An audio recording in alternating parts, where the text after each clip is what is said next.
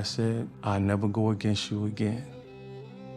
That day, I did a 180. So here it is, I'm gifted producing music. You know, at the time, my first brother had gotten killed when I was 3 years old. And the trauma of that affected my mother so greatly that growing up, but specifically during that time period of 1974, she couldn't give to me the affection anymore, which is understandable.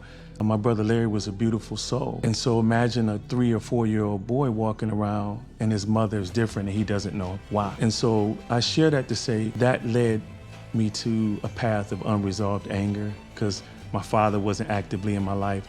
So any mention of church, I already had anger. Don't tell me about this loving father and my dad ain't here. So I had one dream and I never forgot it was an earthquake in my room and I fell off my bed and I looked up and I saw a soldier handing me a sword and said, "We need you to fight for us."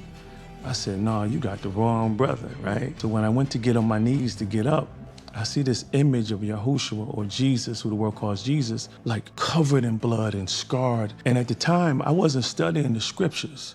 So the scriptures say he was beaten beyond recognition. So even worse than what we saw in the Passion for the Christ. Yeah. That's what I saw.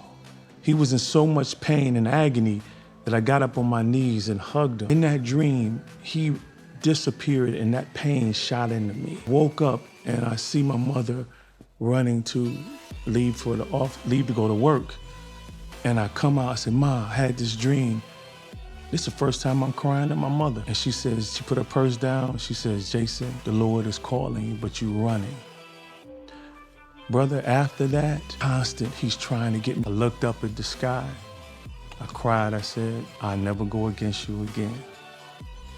That day, I did a 180. I went from listening to secular hip hop to Fred Hammond, blasted in my Yukon. You can ask my wife, I was locked in. That's why I'm resolute in what I do for him.